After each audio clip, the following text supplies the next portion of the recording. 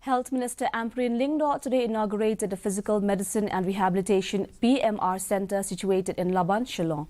The PMR Centre aims to offer rehabilitation in the fields of neuro-rehabilitation, musculoskeletal rehabilitation, pain and palliative care, pediatric rehabilitation, geriatric rehabilitation, cardiopulmonary and sports rehabilitation.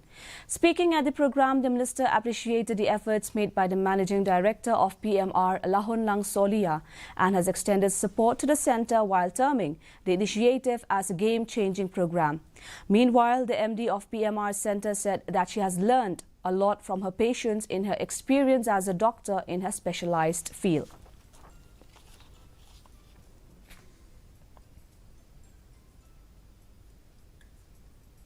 I appreciate all that you do for fellow patients who have lost hope. And Nikita, you are an inspiration to me. And I can see that you are a person who can also engage more actively to help this government, which I am a member of, to understand what you need and what people like you need. And if this should be this opportunity for me to begin this journey with you, let me know. Because this is your government, Nikita, and we are here to listen to people like you who will guide us forward in what we need to do.